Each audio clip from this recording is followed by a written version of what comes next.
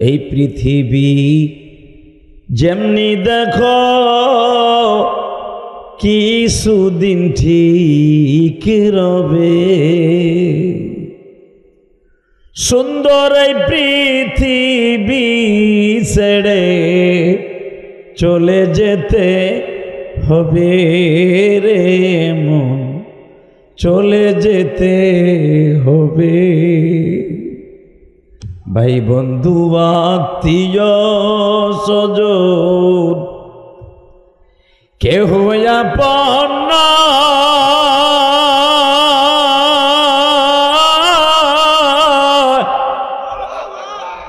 আপন হইলেন যিনি আমার সোয়া মদিনা।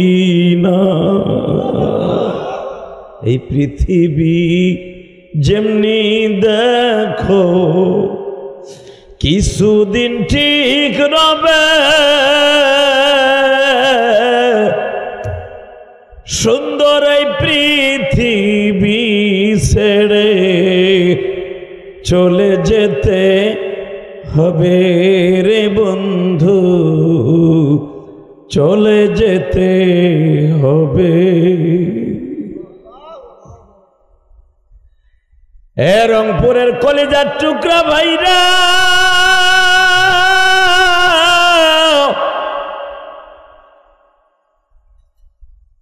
এই আবু সাইদ চত্বরের নাম আপনার আবু সাইদের নামে রেখেছেন। আবু সাইদ পুলিশের গুলি খাওয়ার 1 মিনিট আগেও জানতো না এই গুলিটাই আমার জীবনের সর্বশেষ দিন হয়ে যাবে। আপনি শুনলে আশ্চর্য হয়ে যাবেন। আজকে সকালে একটা অ্যাক্সিডেন্ট ঘটেছে মাওয়া টু ঢাকা রোডে গো বাবা। ফেসবুকে অনেকে দেখেছেন মোটর সাইকেল ট্রাকের সাথে সংঘর্ষ, মাথার মগজগুলি রাস্তার উপরে লাফাইতেছে। মাত্র 4 বছরের বাচ্চাটা বাবা মায়ের লাশের মাঝখানে দাঁড়াইয়া একবার মাকে ডাকে আর একবার বাবাকে ডাকে।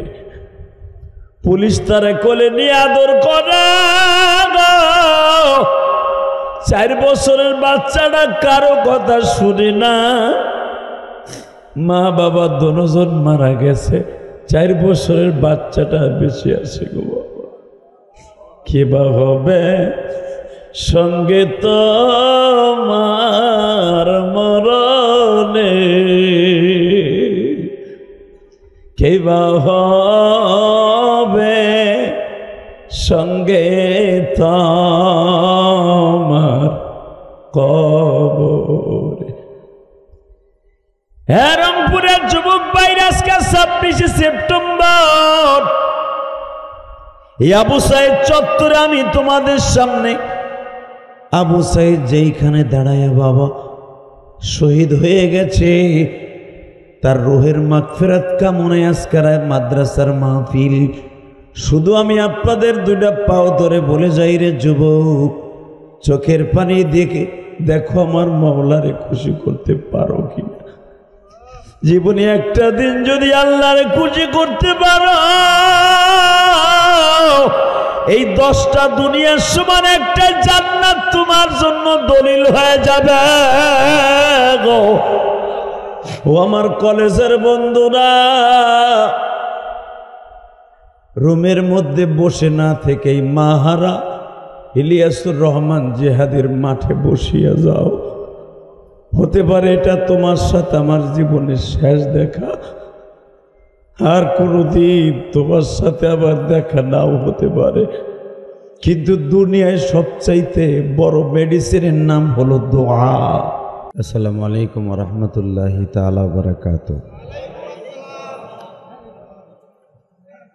আউযু বিল্লাহি মিনাশ শাইতানির রাজীম।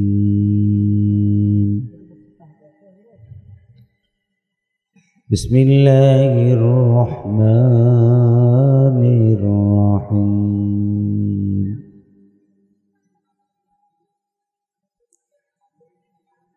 ولا تهنوا ولا تحزنوا وأنتم الأعلون إن كنتم مؤمنين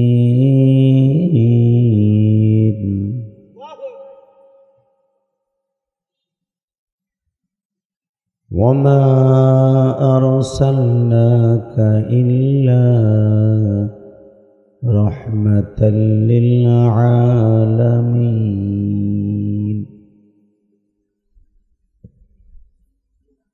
قل إني رسول الله إليكم جميعا إن الله وملائكته يصلون على النبي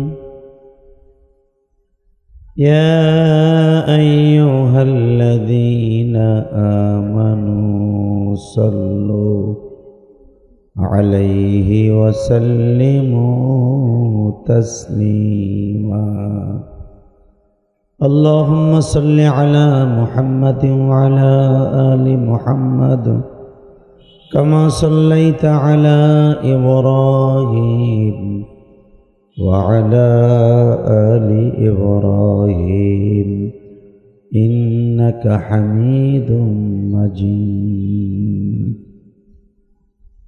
اللهم بارك على محمد وعلى آل محمد كما باركت على إبراهيم وعلى آل إبراهيم إنك حميد مجيد সকলে বলে আলহামদুলিল্লাহ সমস্ত প্রশংসার মালিককে আল্লাহ নাম আসতে বললেন না এখানে শেখ হাসিনা খালেদার নাম নিতে কই নেই একসাথে বলতে হবে সমস্ত প্রশংসার মালিককে এখানে আসার তৌফিক কে দিবেন যাইবার তৌফিক কে দিবেন সব কাজের শুরুতে কার নাম নেবেন ওই আল্লাহ আছে না নাই বিশ্বাস হয় সবাই বলেন তো আল্লাহু আকবার লিল্লাহে তাকবীর লিল্লাহে তাকবীর দিন ইসলাম মাশাআল্লাহ সবই তো বুঝেন ভালাই মোর রংপুরের মানুষ এখন আর মফিজ নাই রংপুরের মানুষ এখন সবাই আবু সাইদ অতএব আল্লাহ তাআলা আমাদের সবাইকে কবুল করেন জোরে কানা আমিন জামিয়া ইসলামিয়া জান্নাতুল বাকি মাদ্রাসা কর্তৃক আয়োজিত 26শে সেপ্টেম্বর 2025 পবিত্র জুমার দিন শহীদ আবু সাইদ চত্বর 1 নং গেট রংপুর ক্যাডেট কলেজ সংলগ্ন তাফসিল কোরআন মাহফিলের আজকে সম্মানিত সভাপতি আপনাদের অত্যন্ত প্রিয় মানুষ জনাব মকবুল হোসেন জাফর পাড়া নাকি আবু সাইদের আব্বা না উনি কোথায় আছেন আসে নাই নাকি পিনগঞ্জ রংপুর আজকের মাহফিলের বরণ্য অতিথি জনাব রমজান আলী সাহেব আজকের মাহফিলে আমার আগে যিনি ওয়াজ করেছেন আসলে হুজুরের মায়াবী কণ্ঠ আপনারা ভালো করে বুঝতে পারেন নাই এই গজবের মাইকের কারণে ওনার কণ্ঠে আল্লাহ তাআলা এমন একটা জাদু দিয়েছেন মধু দিয়েছেন উনি কথা বললেই মানুষ কান্দে ওনার একটা মায়াবী কণ্ঠে আল্লাহ পাক ওনার নিজেরই সুর উনি কারো নাকেল না উনি কারো কণ্ঠ নকল করেন নাই যেরকম আমি যেরকম কাউকে নকল করি নেই সারা জীবন আমার কণ্ঠের এই ঢোলটাই আমি নিজে বাজাইছি আল্লাহর ইচ্ছায় ওনারও আল্লাহ একটা কণ্ঠ দিয়েছে উনি কারো নাকেল নাই নকল করেন নাই বাংলাদেশের অত্যন্ত আমার প্রিয় মানুষ যার একটা ওয়াজ সারা পৃথিবীর আনাচে কানাচে বেজেছে যুবকদের কলিজার মধ্যে স্থান গেড়েছে মুফতি আব্দুল মান্নান উসমানী বারাকাল্লাহ ফি হায়াতি এবং উনি শুধু পেশাদার বক্তা না বাংলাদেশে এমনও বক্তা আছে ফুইলা ফুইলা কোন সিগা তাও জানে না, মোজারে বানানের কায়দা তাও বুঝে না, আমর বানানে আমর কোন সিগা আমর কোন কয়টা মাঝি লাগে তাও জানে না। কণ্ঠ ভালো, বক্তা হয়ে গেছে। উনি শুধু বক্তাই নয়, একজন মুহাদ্দিস, যেরকম মারহাবা, আলেম বানাবার কারিগর। এবং পৃথিবীর সর্বশ্রেষ্ঠ গ্রন্থ আল কোরআনের পরে হাদিসের মধ্যে সর্বোচ্চঙ্গের একখান কিতাব বুখারী শরীফের সেই ইসমাইল বুখারীর রসুলের হাদিসের রহস্য বাণী উনি কিন্তু ছাত্রদেরকে ক্লাসে পড়ান। উনি মুহাদ্দিস, যেরকম মারহাবা, উনি শাইখুল হাদিস, এবং ওনার লক্ষ লক্ষ ছাত্র বাংলাদেশ। আজকের মাহফিলে আর একজন বক্তা ছিলেন নন্দীগ্রামের বগুড়ার ঐতিহ্যবাহী একজন বক্তা রুহুল আমিন যুক্তিবাদী, আসছিলেন? হুজুর মনে হয় আসেন নাই না? আরও বক্তা আজিজুল ইসলাম আকন্দ, প্রধান অতিথি আপনাদের মাও মাটির বন্ধু জনাব সাজ্জাদুজ্জামান শামু, আহ্বায়ক জাতীয়বাদী দল বিএনপি রংপুর মহানগর, জনাব অধ্যাপক মাহবুবুর রহমান বেলাল, উনি হলেন প্রধান মেহমান, প্রধান উদ্বোধক মুস্তাফিজুর রহমান মুস্তফা ভাই, এবং আপনাদের আজকের যিনি সভাপতি উনি ছিলেন আপনাদের সেই বীর মুক্তিযোদ্ধা, রংপুরের বীর মুক্তিযোদ্ধা, 2025-এর বীর মুক্তিযোদ্ধা, জুলাই আন্দোলনের সবচাইতে যিনি অগ্রনায়ক, কথা ঠিক না বেঠিক? বঙ্গবন্ধু, এবং যারা আপনারা আওয়ামী লীগেলারা বঙ্গবন্ধু কন, জিয়াউর রহমান বলেন, আপনারা যেমনি ভালোবাসেন এই দুইজনকে নেতাকে, দুই দলের মানুষে রংপুরের অন্তত আবু সাঈদের প্রেমিকগুলো এরকমই তাকে ভালোবাসে। কথা আর দীর্ঘায়িত নয়, শুরু করা যাক আমার মাবুদের কোরআন থেকে দুটি আয়াত থেকে, তেলাওয়াতকৃত আয়াতকে সামনে রেখে কিছু কথা বলবো ইনশা। প্রচণ্ড গরম, এই গরমের মধ্যে এত সময়, এই গরমের মধ্যে আপনারা বসে থাকবেন না, আর আমারও মজা লাগবে না, গরমের ভিতরে ওয়াজ ভালোও লাগে না। অতএব আসতে অনেক কষ্ট হয়েছে। বিমান 2 ঘন্টা ডিলে হয়েছে, 2 ঘন্টা দেরি করছে। বিমানে উঠাই আরও আধা ঘন্টা, 2.5 ঘন্টা। বাসে 2-3 ঘন্টা বসে থাকা যায়, গাড়ি চলন্ত অবস্থায় এক জায়গায় জামে বসে থাকা অনেক কষ্ট। ঠিক বিমানবন্দরে বসে থাকে গাড়ির জ্যামের মতো। তো যাই হোক, আল্লাহ পাকের শুকরিয়া, আল্লাহ হাজির করে দিয়েছেন। অনেক মাদ্রাসার মুহতামিম শাইখুল হাদিস, অনেক মাদ্রাসার তালিবুল ইলমরা এখানে আসছেন, আমার কলিজার টুকরা আশেক রাসূলরা এখানে আসছেন। সকলকে জানাই আমার অন্তরস্থল থেকে ধন্যবাদ, মুবারকবাদ। আপনারা সবাই ভালো আছেন তো? আমি সবেমাত্র 1 সপ্তাহ হলো মক্কা মদিনার থেকে আসলাম। এর আগে আরও 3টা দেশ সফর করেছি। 3 দেশ সফর করার পরে 4র্থ নম্বর দেশ মক্কা মদিনা সফর করে বাংলাদেশে আসছি। এই যে চুল সাসা দেখেন, চুল এখন কেবল গজাইতেছে, এটা মক্কা মদিনার থেকে কেটে আসছে। আপনাদের সৌভাগ্য, আলহামদুলিল্লাহ বলেন। আর রংপুরে উমরা করার পরে প্রথম সফর আমার। কেন জানো বলে, এই প্রচণ্ড গরমের ভিতরে আজকের দোয়া কবুল হয়ে যাবে। বলেন তো আল্লাহু আকবার। বাজান, এই দুনিয়া আজকে আসি কালকা নাই, বাহাদুরি করে কোনো লাভ নাই, ঠিক না বেঠিক? আবু সাঈদ এই দেশে সরকারকে পতন ঘটাইয়া যুবকদের কলিজার মধ্যে কলিজার স্পন্দন হয়ে গেছে। আবু সাঈদের বাবা মা হয়তো কোটি কোটি লক্ষ লক্ষ টাকা একদিন পাবে, বাড়ি গাড়ি সব পাবে, আবু সাঈদ কার পাবে না? ঠিক এই আবু সাঈদ চত্বরে বসে রংপুরের জমিনে পড়ে গেলাম। যুবক ভাইরা, পাশেই রংপুরের সবচেয়ে ক্যাডেট কলেজ, যেই কলেজে এবং হাজার হাজার ছাত্র বন্ধুরা। স্কুল কলেজ হইলেই যে সব ছাত্র ভাইরা খারাপ, এটা ভুল ধারণা। মাদ্রাসার চাইতো আমলের দিক দিয়ে অনেক ক্যাডেট স্কুল কলেজ মাদ্রাসার দিক দিয়ে তারাও কমতি নয়। অনেক কলেজের বন্ধুরা, ভার্সিটির বন্ধুরা সারা রাত দাঁড়ায় দাঁড়ায় তাহাজ্জুদের পড়বে। শিবিরের বন্ধুরা আপনি তালাশ করে দেখবেন, প্রত্যেকটা হলে হলে রাত্রে জেকেরের আওয়াজ শোনা যায়, কোরআন তেলাওয়াতের আওয়াজ শোনা যায়, সেজদার মধ্যে চোখের পানির আওয়াজ শোনা যায়। চরমনায় আল্লাহর কুতুবের যারা দল করে দেখবেন ইসলামী আন্দোলন, রাত 1টা 2টার পরে দেখবেন তারা তাহাজ্জুদের পরে সিজদায় বসে আল্লাহর কাছে কান্দে, ঠিক না বেটি? আবার এমনও দেখা যায় অনেক আল্লাহর ওলি আছে সারা রাত 2টা 3টা পর্যন্ত মগির সাথে সখীর সাথে সেটিং করে, এরকম আছে। কিন্তু মনে রাখতে হবে এই দুনিয়ায় যে যেমনি করেন না কেন, ফামাইয়া আমাল মিসকালা যাররাতিন খায়রান ইয়ারা ওয়া মাইয়া আমাল মিসকালা যাররাতিন শাররান ইয়ারা। মনে রাখবেন এই দুনিয়ায় যা করবেন যাররা পরিমাণ নেক আমল করলে এটাও আপনার খাতার মধ্যে লিপিবদ্ধ হচ্ছে, আপনার ডায়েরির মধ্যে, জীবন ডায়েরির মধ্যে। একটা বদামল করলেও সেটা জীবন ডায়েরির মধ্যে লেখা হচ্ছে, কথা ঠিক না বেঠি? আমি আপনাদের খেদমত আরজ করতে চাই, এই জমিনের মালিক যিনি, এই জমিন চালান তিনি। এই জমিন কারো হাতে চালাবার দায়িত্ব দেন নাই। যদি কোন শেখ হাসিনার হাতে দিছিল, হ্যারে তো পিড়াই পিড়াই খাদাইলাম, আবার আর এক দল ক্ষমতায় আসবে তো হ্যাকতলেই থাকবে না। হয়তো দল পরিবর্তন হবে, এই পৃথিবী আসমান জমিন যিনি চালান উনি কে? এই জন্য এক কবি তার ভাষায় এভাবে বলেন, কোরআন শরীফের তাফসীর, এই পৃথিবী যেমনি দেখো কিছুদিন ঠিক রবে,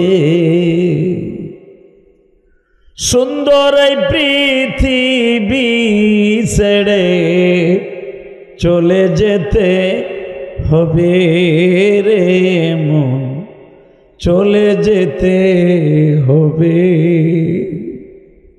ভাই বন্ধু আত্মীয় স্বজন কেহ আপন না,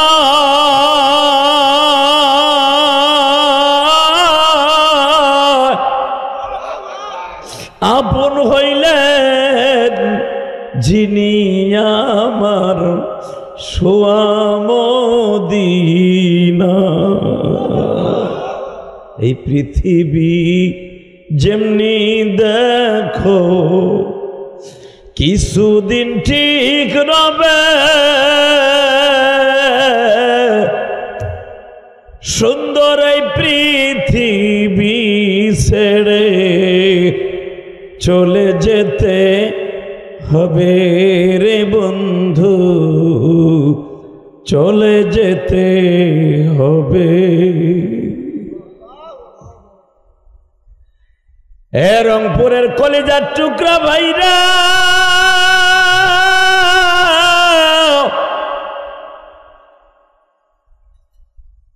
এই আবু সাইদ চত্বরের নাম আপনার আবু সাইদের নামে রেখেছেন। আবু সাইদ পুলিশের গুলি খাওয়ার 1 মিনিট আগেও জানতো না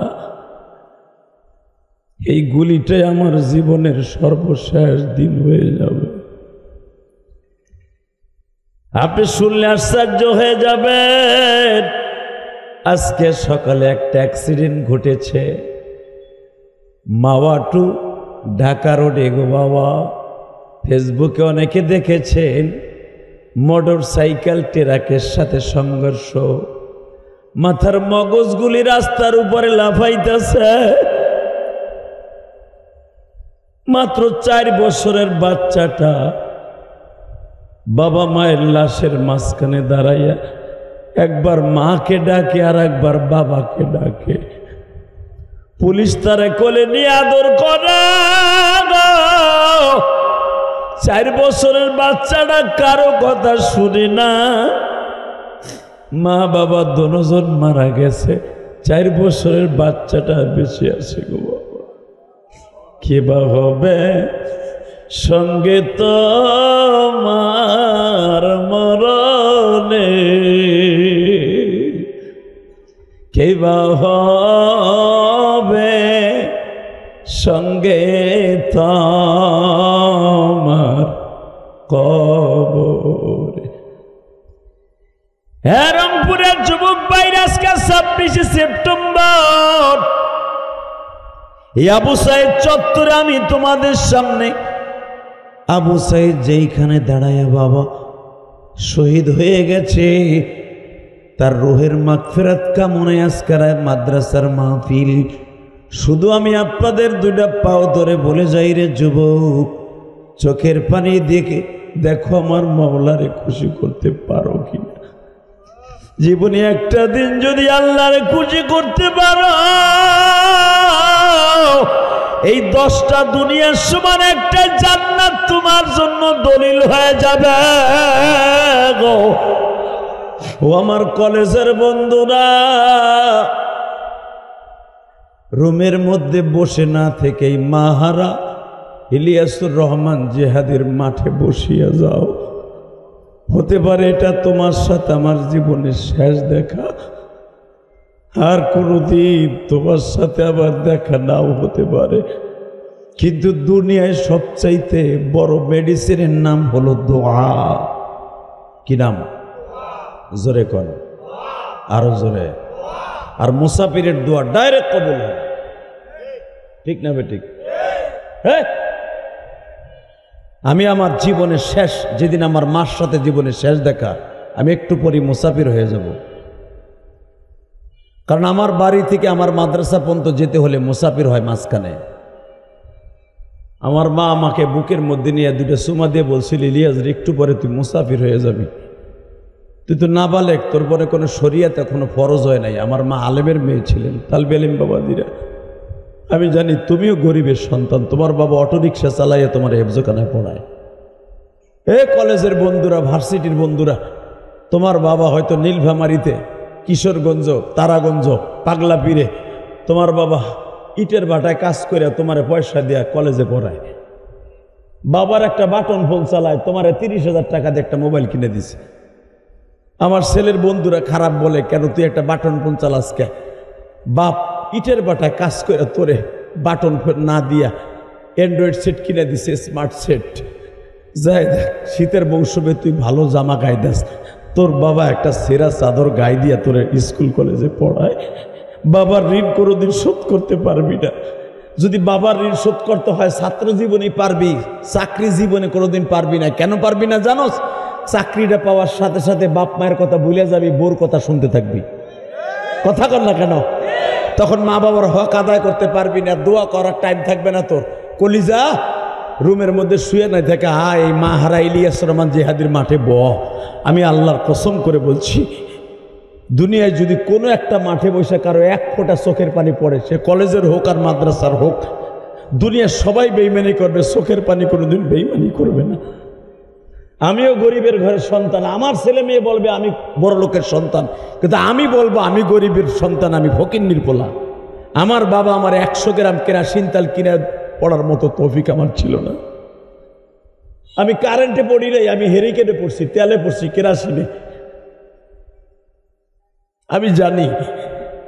আমি জানি লেখাপড়া করতে কত কষ্ট, গরিবের ঘরে জন্ম নিয়া। আবার কলেজের বন্ধুরা, আমি জানি তোমাদের সাথে যে আবু সাইদ চলাফেরা করতো, আবু সাইদের বন্ধুরা যারা আছো, ক্লাস ফ্রেন্ড আছো, সারা জীবন মৃত্যুর আগ পর্যন্ত আবু সাইদের স্মৃতি তোমরা ভুলতে পারবা না। কারণ তোমাদের সামনেই সে শহীদ হয়েছে। কথা ঠিক না বেঠিক? কারে কেমনে কেমনে বলবো তোমরা? শুধু আমার দিকে তাকাবেন আর চোখের পানি ফেলবেন। আমি দেখতেছি সামনে যারা বসছেন, আমার দাড়ি বাঁকা বাজানদের চোখের মধ্যে পানি। এই যে আল্লাহর এক পাগল আশেকে রসুল, চোখের মধ্যে পানি কেন জানেন? দিলের মধ্যে যখন রসুলের ইশক, মা বাবার কথা মনে করে কলিজায় ধাক্কা লাগে, তখন পৃথিবীতে কাউকে বলতে হয় না তুমি কাঁদতে থাকো, এমনি তার অন্তর থেকে কান্না বের হতে থাকে। আর যাদের অন্তরের পানিগুলা চোখ দিয়ে প্রবাহিত হয়, আল্লাহর কসম, তার গুনাহ বরফের চাকার মতো গইলে চোখ দিয়ে বাইর হয়ে যায়। কে বা হবে সঙ্গে তোমার মরণে, কে বা হবে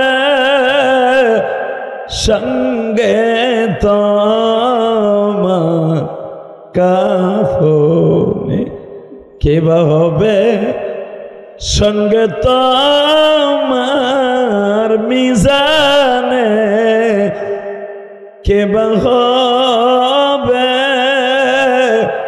সঙ্গে তোমার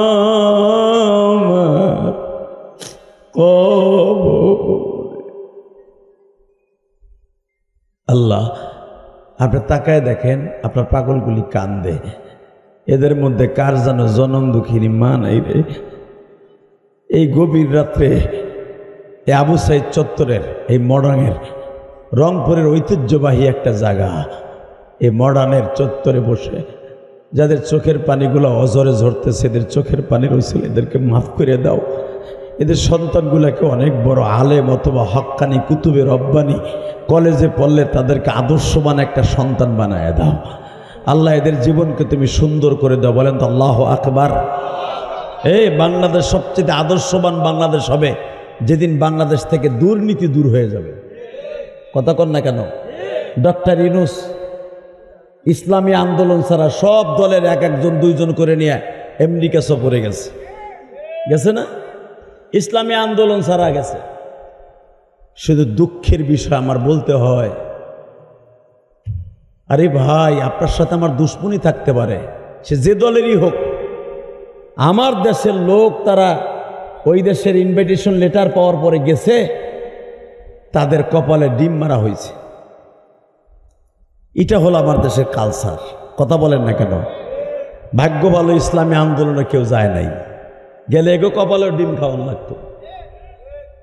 হ্যাঁ, কথা কন না কেন?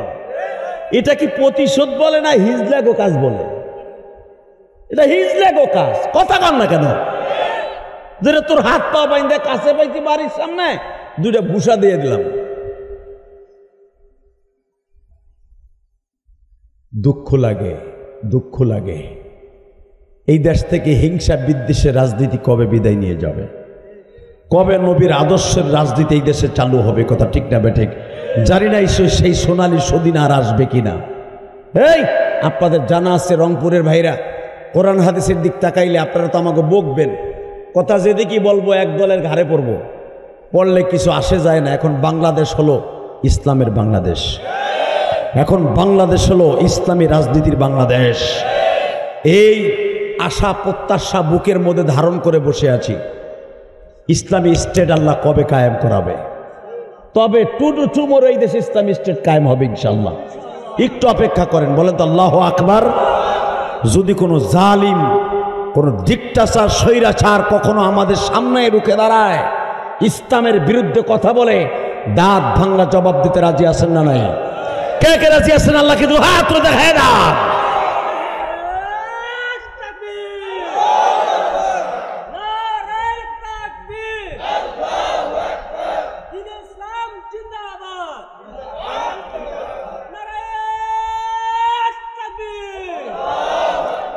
আল্লাহ হায়াতে বরকত দান করেন। কি গরমের চোটে কি আপনারা খুব দুর্বল হয়ে গেছেন?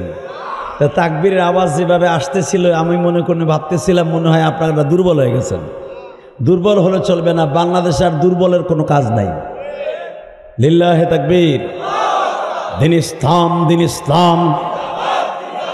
আল কোরআনের আলো, আল হাদিসের আলো, রংপুরের মুসলিম,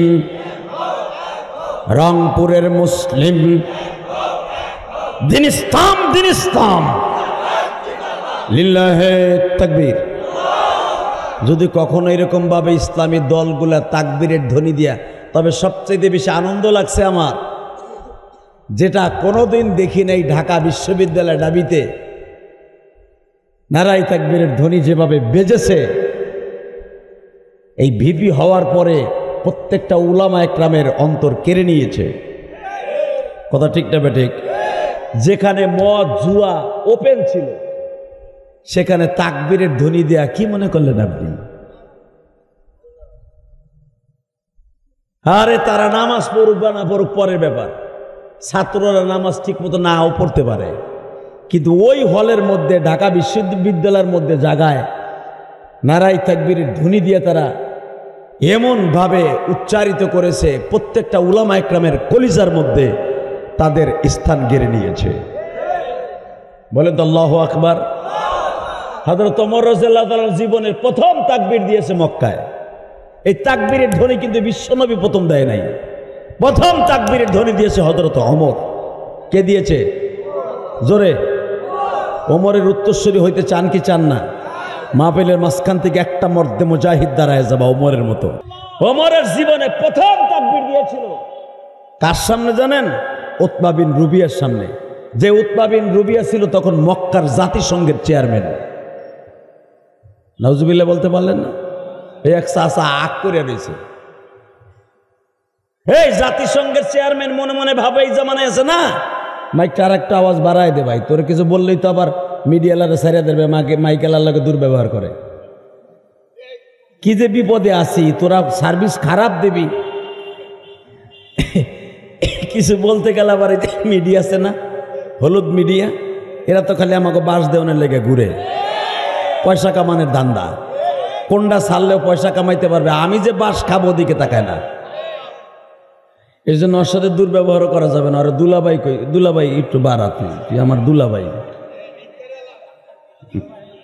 তোর লাগে বন্দি মনে, তবু তুমি একটা সুন্দর কর, কারণ আমার ডেলি মাহবিল। লিল্লাহে তাকবীর। আর একটু ভেজ বাড়া, টন বাড়া। এই তো ও তুই মাজা গাইরে দিয়ে বয়ারি স্যার, চেহারা তো অনেক সুন্দর, আলহামদুলিল্লাহ, খুব ভালো মানুষ তুই। আল্লাহ তোরে নামাজি বানায় দেখ। ওয়াজে যখন আসছস আল্লাহ জান তোর 5 ওয়াক্ত নামাজি বানায় দেয়। ওয়াজে যখন আসবে একটা টুপি লই যাবি, টুপি আছে না পকেটে? ওর একটা টুপি হালাত দিত যুবক ভাই কেউ, ও আমার ওয়াজে দেখ দেখ আলেম কারে কয়, দেখছ তার নিজের মাথার টুপি খুলে ওরে দিয়ে দিছে, এরে বলে আলেম, উদারতা, জোরকান মারহাবা। আল্লাহ একজন আলেমের, একজন বুজুর্গের টুপি যখন ওর মাথায় উঠছে, ওরে তুমি অলি বানাই দিও, ওর কোনো মাইক যেন গানে জাকানাকায় না যায়। ব্যবসার খাতিরে যাবে, আরে অনেক ব্যবসায়ী আছে বেটা মাইক চালায়, সে কোনোদিনও গানে মাইক দেয় না, জানাস বেটা, বহুত আছে ঢাকার শহরে, কথা ঠিক না বেঠিক? আপনাদের রংপুরে অনেক মাইক আছে দেখবেন, সে দোকানে বয়ে থাকে, মাগার গানের মধ্যে, ডিজির মধ্যে কোনোদিনও মাইক বাড়া দেয় না। আল্লাহ এদের বরকত দান করেন, আলহামদুলিল্লাহ বলেন। তো তাকানের দিকে সর্বপ্রথম তাকবীর কে দিয়েছে? ওই এক চাচা ভুলে গেছে গা, কে? লিল্লাহে তাকবীর। যারা দাঁড়ায় আছেন আসবেন, একটু আহেন, আপনার লোক আমি বন্ধুত্ব করি দেন। ঠ্যাং একটা স্যাগাই দিয়ে খারাই দিচ্ছে, চিন্তা করতেছে হুজুর যদি আবার সব খুলে মুলে রেখে দেয়, কিচ্ছু রাখবো না, আহেন আপনার লোক আমি প্রাণ খুলে দিই। আর একজন প্যান্ট টানতাছে, থাকবো কি বাকবো, এদিকে আয়, হন মগা দিকে আয়, সে ওয়াল ধরে খারাই দিচ্ছে। আল্লাহ যারা আমার আওয়াজ শোনার পরে প্যান্ডেলের ভিতরে বসবে, তারা আর আমার সাথে একসাথে জান্নাত নসিব করবা। আল্লাহ এলাকার বড় বুজুর্গ জুম্মাপাড়া মাদ্রাসার হুজুরের সাথে তুমি জান্নাত নসিব করবা। আল্লাহ এলাকার সবচেয়ে বড় বুজুর্গের সাথে তুমি তাকে সাক্ষাৎ করাই দিবা। আল্লাহ আমার কলেজের বন্ধুদেরকে তুমি ভালো রেজাল্ট করার তৌফিক দান করবা, এদের বাবা মায়ের মুখ উজ্জ্বল করার তৌফিক দান করবা। আবু সাইদের মা বাবা যেরকম সম্মান পায় বাংলাদেশে, এরকম সম্মানের অধিকার বানায় দিবা। এবার আমার সাথে বলেন, তাকবীরের ধ্বনি প্রথম কে দিছে? তাকবীরের কথা কোরআনে আছে না নাই? ওসি প্রদীপ নামে একটা বদমাইশা ছিল না, ও কি বলছিল মনে আছে? হ্যাঁ, ওর নাম কি যে তাকবীরের বিরুদ্ধে কথা বলছিল? প্রদীপই তো ওর নাম না মনে হয়। হ্যাঁ, প্রদীপ। এই বদমাইশ বলছিল যে তাকবীরের ধ্বনি দিলে মনে হয় এটা জামাত ইসলাম ছাত্র শিবির, এটা পাকিস্তানের আওয়াজ বলছিল না? হ্যাঁ, তোর কপালে জুতার বাড়ি, এখন তুই কই? তাকবীরের ধ্বনি এখন কলেজের, স্কুল কলেজের, ভার্সিটির দাবিতে বাজে। আগে রাস্তায় দিলে তোরা বলতি এটার বিরোধিতা করতি, এখন দেখ যেখান থেকে নাচ গান বাদ্যযন্ত্র বাজত, সেখান থেকে আমার মাবুদের কোরআনের আওয়াজ, ইসলামী সঙ্গীতের আওয়াজ, তাকবীরের আওয়াজ যেখান থেকে আবিষ্কৃত হয়, এখন মনে হয় কোরআনের মধুর শুরু একদিন ওখান থেকে ভেসে আসবে। ইনশাল্লাহ বলেন, ইনশাল্লাহ বলেন। কোরআনের আওয়াজ সারা বাংলাদেশের প্রত্যেকটা জায়গায় উচ্চারিত, আপনারা চান না? সবাই চান। মাহফিলে মাঝখান থেকে একজন তাকবীরের ধ্বনি দিয়ে দেখাই দেন তো, কে কে চান? লিল্লাহে তাকবীর দিয়ে দেখাই দেন তো। আল্লাহ কবুল করেন, জোর করে আমিন। তাকানোর দিকে হযরত ওমর দেখলেন উতবা বিন রুবিয়া কাবা ঘরের সামনে দাঁড়ায় আছে। ইন্তিমি টাইমে বিশ্ব নবীরে বলেন, ইয়া রাসূলুল্লাহ, আমি একটা কথা কই আপনার সাথে। কি? আমি যখন ইসলাম কবুল করেছি আর 1 সেকেন্ডও দেরি করা যাবে না। আল্লাহ যদি সত্য হয়, কোরআন যদি সত্য হয়, ইসলাম যদি সত্য হয়, আমি ওমর খাত্তাবের ফলে আগে ছিলাম জানোয়ার, প্রতিদিন আমি মদ দিয়ে গোসল করতাম। নাউজুবিল্লাহ বাইতে যে কইেন, আমি ওমর প্রতিদিন আমার বন্ধু বান্ধবরে ওই জামানার এই জামানার লক্ষ লক্ষ টাকার মদ খাওয়াইতো ওমর। এই জামানার লক্ষ লক্ষ টাকা।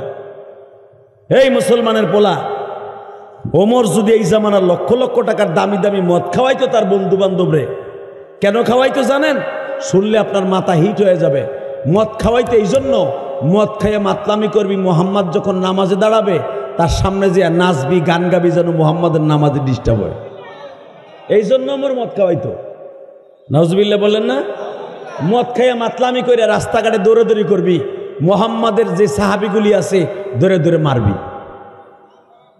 হঠাৎ করে হযরত ওমর বলে দিলেন, এই মারামারি আর কাটাকাটির দরকার নেই, একটা কাজ কর, ডাইরেক্ট মোহাম্মদরে মাইরেই ফেলা। আল্লাহ নাউজুবিল্লাহ যারা আসতে বলছে গো বাড়িঘর তুমি চিনো, নাউজুবিল্লাহ আসতে বললে সবই দুর্বল হয়ে যাবে। তাকান এদিকে, কারে মারতে কয়? পৃথিবীর শ্রেষ্ঠ মহামানব, যার সামনে কোরআনে কি বলেছে আমি আয়াত দুইটা পড়ি, যে আয়াত দুইটা আমার খুতবার শুরুতে পড়ছি, পড়ি। আল্লাহু আকবার বলবেন তো?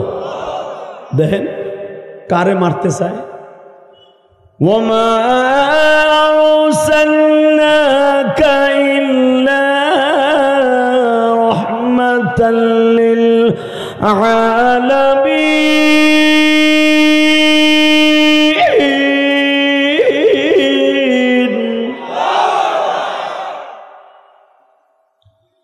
ওয়া ইন্নাকা লাআলা খুলুকিন আযীম।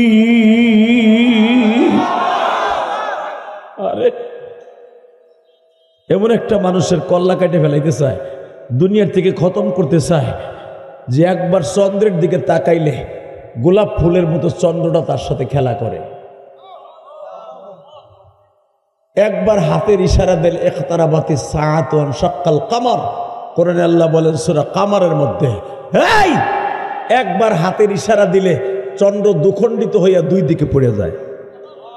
সূর্যের দিকে তাকাইলে সূর্যের আলো নিভে যায়, তার কল্লা উড়াই দিতে চায়। তাহলে বোঝা গেল কোরআন শরীফের বিরুদ্ধে, কোরআন শরীফের পক্ষে কথা বললে, ইসলামের পক্ষে কথা বললেই মানুষ তাকে মেরে ফেলতে চায়। কথা ঠিক না বেঠিক? শেখ হাসিনার সবচেয়ে বড় ভুল হয়েছে আলেমুল আমার সাথে দুশ্মনী করে। তাকানের দিকে, ইসলামের বিরুদ্ধে যারাই লড়ছে ওরাই মরছে। সত্য না মিথ্যা? ওমর ইসলামের বিরুদ্ধে লড়ে, মদ খাওয়ায়, লাখ লাখ টাকার মদ খাওয়ায় বাক্কা শহরের মধ্যে। তখন মক্কার নাম মক্কা না, মক্কার নাম ছিল বাক্কা। কি নাম? ইন্না আউয়ালা বাইতি উযিয়া লিন-নাস লাল্লাযী বিবাক্কাতা মুবারাকান ওয়া হুদাল লিল-আলামিন। এখনো পর্যন্ত এই আয়াতটা কাবা ঘরের দরজায় রুকনে আমিনের উপরে লেখা। আমি যতবার, এই যে গত সপ্তাহ, এই সপ্তাহের আগের সপ্তাহ জুমা পড়ছি মক্কায়, হ্যাঁ এই আয়াতটা আমি একবার দুইবার না কত শোবার পড়ছি আমি নিজেও বলতে পারি। এই শহরটা পৃথিবীর সর্বপ্রথম শহর। আল্লাহ কোরআনে বলে ইন্না আউয়ালা বাইত, এটা সর্বপ্রথম ঘর, এর আগে পৃথিবীতে কোনো ঘর ছিল না। মারহাবা বলেন, আরো জোরে বলেন। এই কাবা ঘরের সামনে মদ খাইতো, ন্যাংটা হয়ে নাচত। কেন নাচত? মোহাম্মদের ইসলাম দিন কায়েম করতে যেন ডিস্টার্ব হয়। যারা ইসলামকে কায়েম করতে ডিস্টার্ব করবে মনে করেন ওরাই একদিন খতম হয়ে যাবে। আপনি বিশ্বাস করবেন না, আবু জেহেলের বংশে একটা লোকও বাইসা নাই। আমার নবীর বংশের লোক এখনো আছে না নাই? কিয়ামত পর্যন্ত থাকবে। আবু বকরের বংশের লোক এখনো আছে না নাই? ওমরের বংশের লোক আছে না নাই? হালাকি উতবা সাহেবার বংশের একজনও নাই। আলহামদুলিল্লাহ বলেন। এর দ্বারাও যদি শিক্ষা না হয়, জানি না কবে হবে আমাদের হেদায়েত। যেরকম মারহাবা। দারুন নাদওয়ার ভিতরে পরামর্শ হয়ে গেল, আগামীকালকে সকাল 10টা থেকে 11টার মধ্যে মুহাম্মাদের কল্লা উড়াই দেওয়া হবে। 168 জন বেঈমান এক জায়গায় বইছে, তার ভিতরে সভাপতি হলো উতবা বিন রুবিয়া। কি নাম? যে উতবা বিন রবিয়ার সামনে সর্বপ্রথম ওমর তাকবীর দিয়েছিলেন। তাকান এদিকে, কোনো দিকে ঘাটটা ঘুরায় না, বুখারীতে আসছে 165 থেকে 68 জন বেঈমান দারুন নাদুয়ার ভিতরে মিটিংই বসছে সংসদে। সংসদে কি উপস্থাপন হবে? আগামী কালকে 11টার ভিতরে মুহাম্মাদের কল্লা উড়াই তুইব, কে পারবা?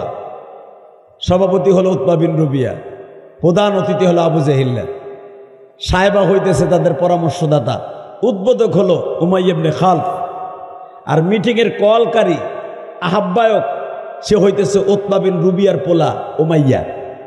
আল্লাহু আকবার জোরে বলতে পারলেন না? সব কর্মকাণ্ডকে নস্যাৎ করে দিতে পারে কে? আল্লাহ। আসতে বলেন না, কে পারে? অমাকারু অমাকার আল্লাহ আল্লাহু খায়রুল মাকিরিন। সব চক্রান্তকে ধূলিসাৎ করে দিতে পারে কে?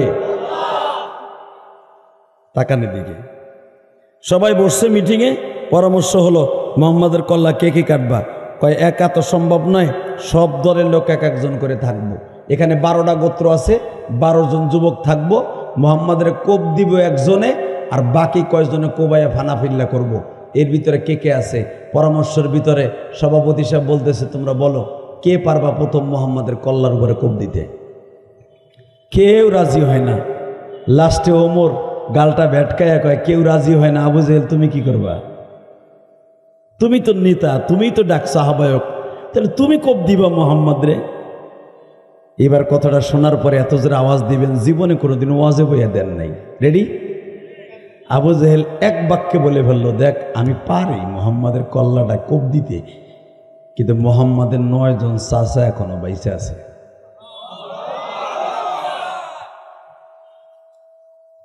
কোপ যে দিমু, পরবর্তীতে 9টা কোপ আমি খামু। ওমর কয় 9টা কোপ তুমি খাইবা, তাহলে আজকে ডাকছো কে? আহ্বায়ক কমিটির সদস্য তুমি। কয় ডাকছি ঠিকই, কারণ মুহাম্মাদের চাচাদের পেটের মধ্যে আমার বাড়িটা। আপনারা যারা হজ করছেন তারা জানেন, আমার দিকে তাকান। এই যে গত শুক্রবারের বৃহস্পতিবার, এই বৃহস্পতিবার আগের বৃহস্পতিবার আমি মক্কায় ছিলাম। তা আবু জেহেলের বাড়ির বাথরুমে পায়খানা করতে গেছি, পায়খানায় চাপ দিছে, গেছি লেফটিনে। বিশ্বাস করেন মনে মনে ভাবছি, আরে বেঈমান রে, এই যে হলো আব্বাসের বাড়ি, এই যে আবু তালেবের বাড়ি, ওই যে হুজুরের বড় চাচা হারিসের বাড়ি, এই যে হলো আবুল আহাবের বাড়ি, হুজুরের 9 জন চাচার বাড়ি আবু জেহেলের বাড়ির চারুপাশ দিয়া, এই চারুপাশ দিয়া আবু জেহেলের বাড়িটা মাঝখানে। এত কিছুর পরেও তুই আমার নবীর কল্লাটা কাটতে চাইছিলি? তোর বুকের পাটা কত বড় রে, তোর বুকের পাটা কত আওয়াজ।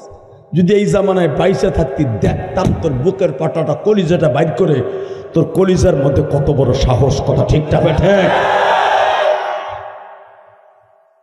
168 জন বেঈমানের মধ্যে বলে ফেলে যে আমি কোপ একটা দিমু, ঠিক আছে, বাকিগুলো তোমরা কোবাই বাজানি, কিন্তু বাকি 9টা কোপ সকালবেলা আমার ঘাড়ে পড়বো, কারণ মুহাম্মাদের 9টা চাচার মাঝখানে আমি তাই।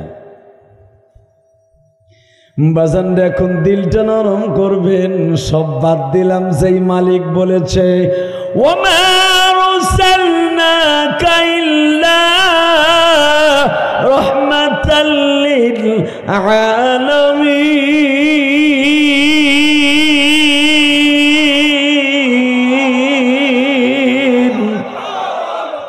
ওই মালিক তোর বয়ে থাকবো না, ঠিক না বেঠিক? আমার আল্লাহর নাম হলো রব্বুল আলামিন, আমার নবীর নাম হলো রহমাতুল লিল দোনোজনই আলামিন। তাকানের দিকে আবু জেহেল বলতেছে 9টা কোপ সকালবেলা বিকেলবেলা আমার ঘাড়ে পড়বো। একটা কাজ কর, আমি যখন ওগো বাড়ির মাঝখানে, আমার এই দায়িত্ব না দিয়া তোকে কেসকামারি যা আছে আমি বুঝবো। তোকে বিরুদ্ধে যদি মার্ডার কেসের আসামি হস, তোরা সুপ্রিম কোর্ট, হাইকোর্ট, জজ কোর্ট, যত কোর্স আছে সব আমার টাকায় চলবে, চিন্তা করিস না। কে দায়িত্ব নিবি? পট করে বলে ফেললেন। ওমর বললেন আমি করব। তখন ওমরের বয়স 35 বছর। কত? জোরে কন, আরো জোরে, জোরসে বলো। জোর হলো না? কত? কেউ বলেন 32, 35, 33, 35-এর উপর না। হযরত ওমর এই 35, 33, 32 বছরের যুবক, ছেলে মেয়ে বড় হয়ে গেছে। মা হাফসা আমার নবীর বিবি, অর্থাৎ আপনার মা আমার মা ওমরের বড় মেয়ে হাফসা, তাকে বিবাহও দিছে এক জায়গায়। সুবহানাল্লাহ বললেন না? In the meantime Omar দায়িত্ব নিল, আগামীকালকে 11টার সময় আমি মুহাম্মাদের কল্লা কাটবো। কিন্তু আপনি শুনলে এখন খুশি হবেন, আওয়াজটা একটু জোরে দিন, আমার আল্লাহ খুশি, আমিও খুশি। ওমর জানে না যে ওমরের ছেলে আব্দুল্লাহ কালেমা পড়ে মুসলমান হয়ে গেছে। ওমরের বোন, খুব আদরের বোন, যেই বোন বিয়া দেওয়ার 3 সপ্তাহ আগের থেকে মদ ফ্রি করে দিছে। আমার বোনের বিয়া, যত মদ খাবি, যত গরুর গোশত দিয়া, উটের গোশত দিয়া ভাত খাবি ফ্রি।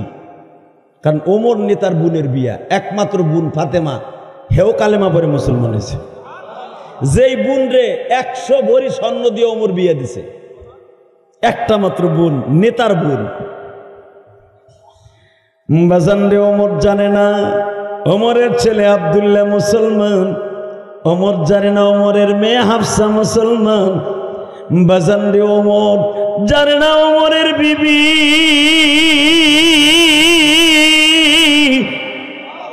ছেলে মেয়ের হাতে ওয়াদা দিয়া সেও মুসলমান। ওমর ডিক্লারেশন দিয়ে আসছে আগামীকালকে 11টার আগে মুহাম্মাদের কল্লা উড়ায় ফেলবে। উতবা বিন রবিয়া সভাপতিত্বে বাজান রে ডিক্লারেশন হয়ে গেল, ওমর তুমি পারবা আমাদের রাজনীতির মোড় ঘুরায় দিতে, তোমার মতো বাহাদুরি আমাদের বাক্কা শহরেই দরকার।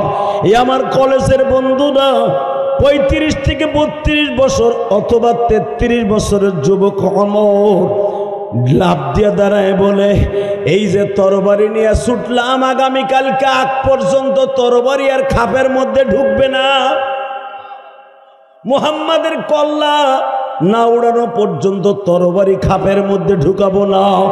শপথ করে বাবা ওই সংসদ থেকে বের হলো। বাড়িতে যাইবার সময় আব্দুল্লাহর সাথে দেখা। আব্দুল্লাহ কিন্তু ওই মিটিংয়ে ছিল। বাবার এই প্রিপারেশন দেখে আব্দুল্লাহ বাবার সামনে যাইতে সাহস পায় না, কারণ ওমরের রাগ যখন উঠে যাইতো শয়তান পর্যন্ত ওমরের সামনে আসতো না। বাজান রে, আপনি মনে রাখবেন, রসুলের একজন মাত্র সাহাবী শয়তান রে হাত পাও বেঁধে বিশ্ব নবীর সামনে হাজির করছিল, তার নাম ওমর। নবীর কোন সাহাবী পারে নাই শয়তান রে বাইন্দা নবীর সামনে আনতে। আয়াতুল কুরসির তাফসিরে দেখবেন একমাত্র ওমরই পারছে শয়তান রে বাইন্দা, হাত পাও বাইন্দা নবীর সামনে হাজির করে দিছে। নবী শয়তানের চেহারা দেখে তো চিনছে, ওমর চেনে নাই। নবী জিজ্ঞেস করে, কারে লই আইছ? হুজুর ও 3 দিন চুরি করতে আইছে বাইতুল মালে, আজকে দইরা বাটাম দিয়া 2 দিন ছুটে গেছে, মাপ মুরাত চাইয়া, আজকে মাপ চাইলো সারি নাই বাইন্দা লই আইছি। নবী মুসকি মুসকি হাসে আর কয়, এটারে কোন জায়গা বিচার করবে, এটারে চিনুস তুই? ওমর বলে, না আমি তো চিনি না, তা হাত পাও ঠিকই আছে। বলে, এটা ইবলিস শয়তান। এই তখন ইবলিস শয়তান একটা তদবির শিখাই দিয়ে গেছিল। আপনারা যারা দোকান করেন, ব্যবসা করেন, তাকে তদবির শিখাই দিয়ে যায়। এটা ডাইরেক্ট বুখারীর হাদিস। এবং আয়াতুল কুরসির তাফসিরে আপনি দেখবেন কোরআন শরীফে, কেউ যদি আয়াতুল কুরসি পড়ে, কোনো দোকানে খালি কোনো কোনো চুরি হয়, কোনো বাড়িতে চুরি হয়, আয়াতুল কুরসি পড়ে যতদূর চোখ যায় এইভাবে ফু দিবেন। এই যতদূর চোখ যায় ততদূর পর্যন্ত আপনার বাড়ি, আপনার দোকানের সামনে কোনোদিনও চোর আসবে না। আল্লাহ হেফাজত করবে, যেরকম আল্লাহু আকবার। শয়তান এই তদবিরটা শিখাই দিয়ে গেছে ওমর রে। আল্লাহু আকবার বললেন না? আয়াতুল কুরসি পারেন তো ইনশাল্লাহ, এটা পড়বেন।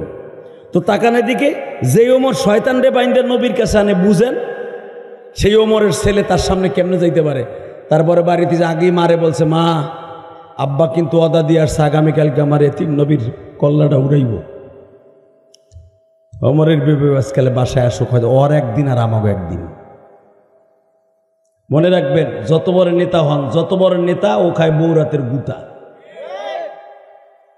চাষাই খুব খুশিও, চাষি মনে হয় ডেলি ফাইলিং করে রে চাষারে, বুঝতে লাগছে আমি রংপুরে। এই যে দেখবেন কাউয়া কাদের আসছিল না, কাউয়া কাদের হাসিনারে ডুবাইছে, কাউয়া কাদেরই কথা কন না কে। ও যে ব্যাসকাই ব্যাসকাই কইতো না, পালাও না, ওই হালায় আগে পালাইছে। এ তুই কই যাস এলাম বাবা রে,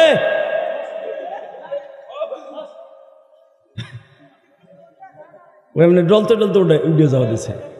বৈরানে যে হেনা আয়ুব বাস চাইছিল, ধর হেনে ভিজা উঠছে, বুঝছি তো, তো লুঙ্গি ভিজা গেছে, ওইটা হাঁটা দিছে। তুই তো হেনে দরকারে প্রস্রাব করতে বই, লুঙ্গি ভাগ করে এমনি সেমরিকে মতো। ওই সময় উঠতি না, এখন উঠবি কে? মগাবো লিল্লাহে তাকবীর। আর মাত্র কথা বলবো 10 মিনিট। হ তাহলে উঠলো করে জিগান। হ্যাঁ, আর উঠবে না, বুঝছি, ওরে দিয়ে সবাই বুঝাইছি। গরমের মধ্যে বেশি সময় বসা করে রাখবো না। শুধু আমার দিকে তাকা নেই, জমিনের মালিককে আল্লাহ আপনাদের আজকে মাফ করে দিব। কারণ কি জানেন, কতগুলো সিমটম আছে। 1 নম্বরে ওমরা করে আসছি, 1 সপ্তাহ হয়েছে, 40 দিন হয় নাই। 40 দিন পর্যন্ত হাজির দোয়া কবুল হয়। 2 নম্বরে আমি মুসাফির। 3 নম্বরে এই গরমের মধ্যে বসে থাকা অনেক কষ্ট, আপনারা বসে আছেন। এই 3টা কারণে রব্বুল আলামিন আপনাদেরকে মাফ করে দিব। আজকে যারা বসবেন, দাঁড়ায় থাকবেন, মোনাজাত পথে থাকবেন, আমার মন কেন জানে বলে মালিক আপনাকে মাফ করে দিতে পারে। তাকানের দিকে, জমিনের মালিককে আল্লাহ দেখতেছে না সব। ওমরের বিবি বলে ফেলছে, ও যেরকম কোরাইশ বংশের খত্তাবের পোলা, আমিও আকিবের মেয়ে, সেও কোরাইশ বংশের মাইয়া। মনে রাখবেন, নেতারা কিন্তু ছোট লোকের কোন বিয়ে করে না। শ্বশুর বাড়ি যেরকম থাকে, নেতা ওরকম থাকে, ঠিক না বেঠিক? ওমরের বিবির নাম হলো, ওমরের শ্বশুরের নাম হলো আকিব। তো নাফেল বনি নাফেলের গোত্রের মেয়ে, খুব শক্তিশালী মেয়ে, খুব পয়সাওয়ালার মেয়ে। বুকে থাপুর দিয়ে কয়, আজকে ওর একদিন আর আমার একদিন। 162, 67, 68 জন নেতার মধ্যে ওই নাপিত কি লেগে খাড়ায় কয়, আমি কাটবো মাথা। কার কেউ আসিল না? হে, ওয়াসাইতে বড় বড় মন্ত্রী আবু জাহিল্লা বয়ে রয়েছে, উতবা সাহেবা বয়ে রয়েছে, সভাপতি উতবা বিন রুবিয়া বয়ে রয়েছে। হ্যাঁ, কামানু গুলা খাড়ায় না, ওই নাপিত খাড়াইছে কে? আজকে আহু লিল্লাহে তাকবীর। ওই যে বলছিলাম, যত বড় নেতা সে খায়। আল্লাহ যারা আসতে কয়, এখন জবনটা আজকে রাত্রি বন্ধ করে থুইবা। যে যত বড় নেতা হে খায় কারাতের কারাতের। চাচা, আপনি জীবনে খাবেন না, কিনলে জানেন? আপনি রিক্সা চালায় যাইয়া, অলেকার মা ভাত হইছে, একটু দেরি হইব, কে কি করছিলি? বাজার তো করে দেখেছি সকাল 10টায়। ও, তুই ফেসবুক দেখছ? এক ঘুষিতে দাঁত 3টা নাড়া হেলাইছে। হালাকে কাউয়া কাদের জীবনে ওর বউরে একটা থাপ্পড় দিতে পারে নাই। কথা কন না কেন? ওই বেনজির আর হাবিব জীবনে একটা বউরে থাপ্পড় দিতে পারে না। কারণ এই যে ডিবি হারুন না, বাতের হোটেলের মালিক যে ছিল, এই ডিবি হারুনও কোনোদিন বউরে একটা থাপ্পড় দিতে পারে নাই। কারণ ও থাপ্পড় দেওয়ার সাথেই সারা বাংলাদেশ বাইরে লয়ে যাবে, বউ মারছে। কথা কন না কে? ও সিল্লানি দিয়ে থাবুর খাইয়াই 5 তালাতে নিচে নাই না যাবে।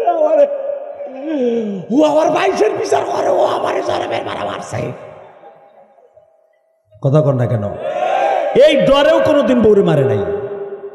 ওমর যত বড় নেতা খায় বৌরাতের গুতা। বউ আজকে চ্যালেঞ্জ করে ফেলছে, আমিও আকিবের মেয়ে। ও যদি সত্যিকারে নবী মুহাম্মাদের মাথা কাটার আলটিমেটাম দিয়ে থাকে 11টার আগে, আমিও চ্যালেঞ্জ করলাম, ওর কল্লা দরকারে রাত্রি উড়ে এলাম আমি। কোনো তো আমার খাটে ঘুমাইতেইব, কার কারো কাটে না ঘুমাইলে আমার খাটে ঘুমাইব।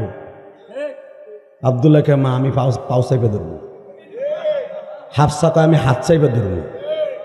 কারণ নবী এটা, হে আপনি ভাবতেছেন এগুলো কেন কইতেছে? শোনেন কোরআনে কি বলে, ফালা ওয়া রাব্বিকা লা ইউমিনুনা হাত্তা ইউহাক্কিমুকা ফীমা শাজারা বাইনাহুম সুম্মা লা ইয়াজিদু ফি আনফুসিহিম হারাজাম মিম্মা কাযাইতা ওয়া ইউসাল্লিমু তাসলিমা।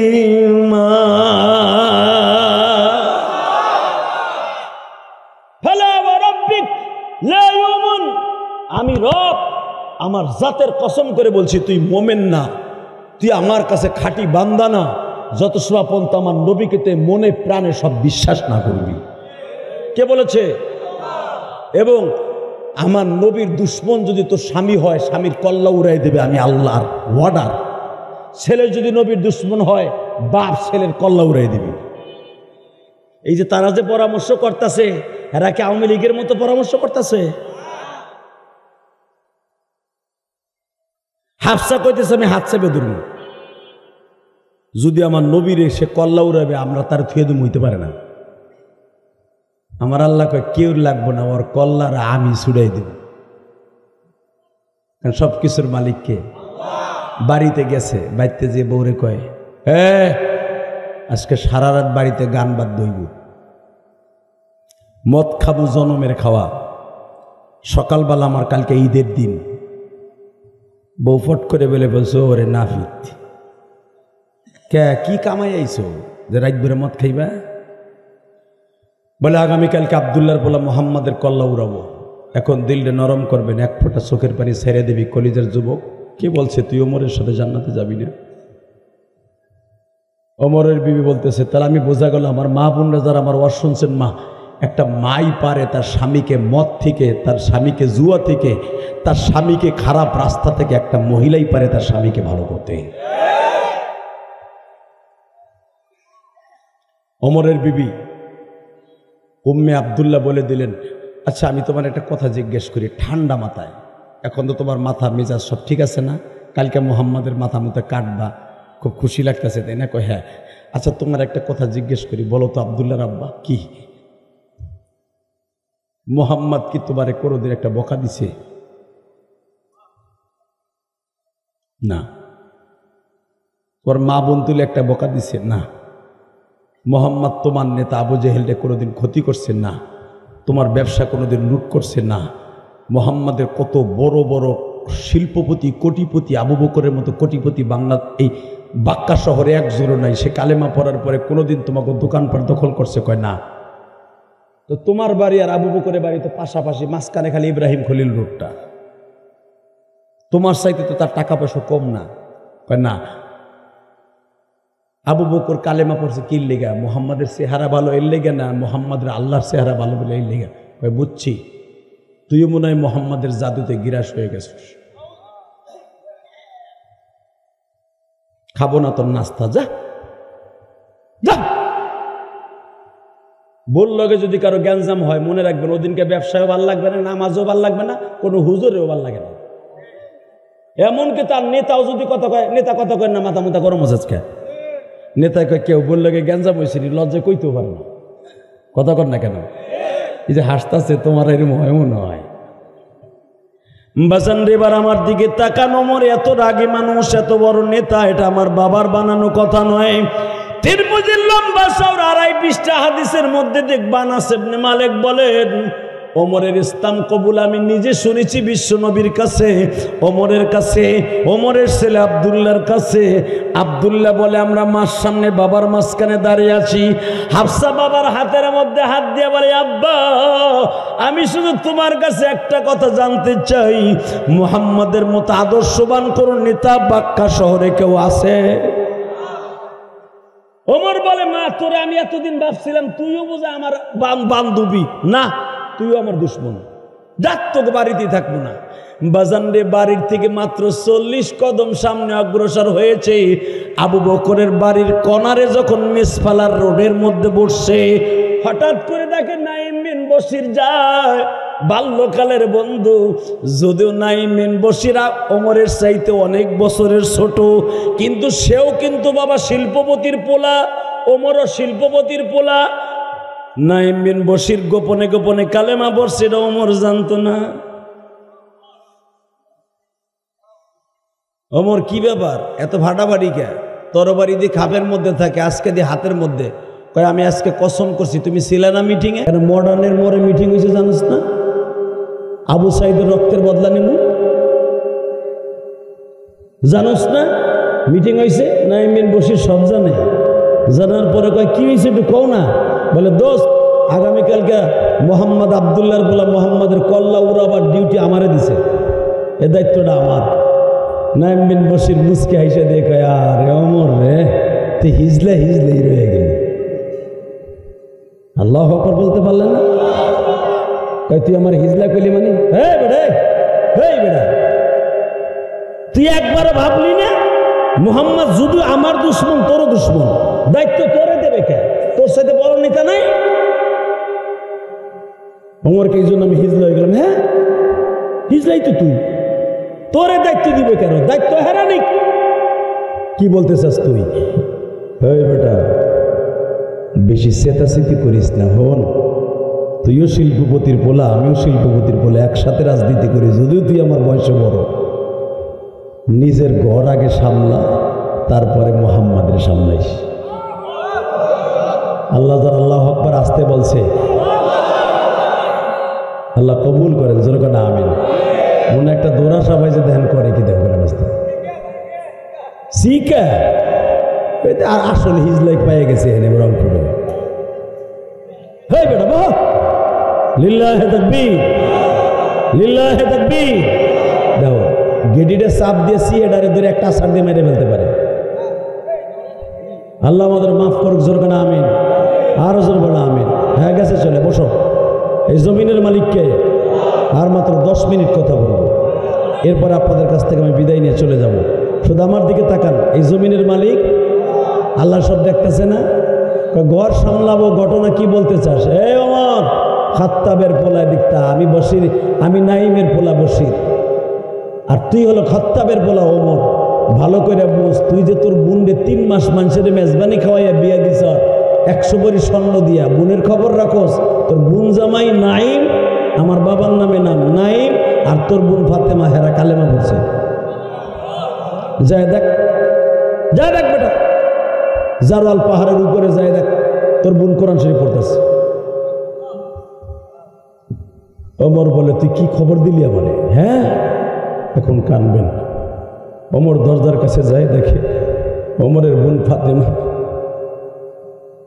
আমার মাবুদের কোরআন শরীফ এবং বোন জামাই, নতুন বোন জামাই 3 মাস হলো বিয়ে দিছে, দুইজনে মিলে আমার মাবুদের কোরআন মিষ্টি সুরে তেলাওয়াত করতেছে, সূরা তাহা তেলাওয়াত করতেছে। হযরত ওমর একটা লাথি দিয়ে দরজা ভাঙিয়ে প্রথম বোনের চুলের মুটকি ধরে এই আঁঠুর সাথে একটা আছাড় দিছে। এরপরে বোনরে পাড়ায় ধরে তরবারির উল্টা সিট দিয়া রূপার বান্দানু সে তরবারি দিয়ে বোনকে কায়দা মতো ঘাড়াইছে। ঘাড়াইয়া নাক মুখ ফাটাইয়া রক্ত বের করে দিয়া বেহুশ করে ফেলে খাটের উপরে ফেলাই দিয়ে বলতেছে, এবার তোর স্বামীরে দিচ্ছি। স্বামী যখন খাটের নিচে পলাইছে, ওখান দিয়ে ঠ্যাং ধরে বের করছে। হযরত ওমরের বোন বেহুশের সুরে লাফ দিয়ে ওমরের মাজার থেকে তরবারি টান দিয়ে নিয়ে বলে, তুইও খাত্তাবের ছেলে, আমিও খাত্তাবের মেয়ে।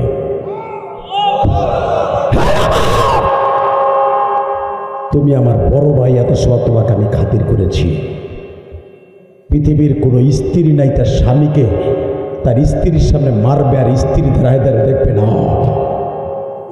আমার স্বামীর গায়ে যদি একটা আঘাত পড়ে, আমি খাত্তাবের মেয়ে, খাত্তাবের বলা ওমরের কল্লাকে 2 টুকরা করে ফেলবো, 2 টুকরা করে ফেলবো, 2 টুকরা করে ফেলবো। কারণ আমার স্বামীকে মারবি, এটা আমি মেনে নেব না। আমারে মারছ, ছোট বোন হিসাবে বড় ভাইয়ের মারকে বাবার মতো মেনে নিয়েছি। হযরত ওমর আর বোন জামাইরে মারে নাই, লজ্জা।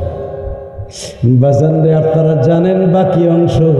ওমর লাভ দিয়ে দাঁড়ায় বলতেছে, ফাতেমা রে, তোরা জানো কি পড়তেছিলি? উটের চামড়ার উপরে লিপিবদ্ধ।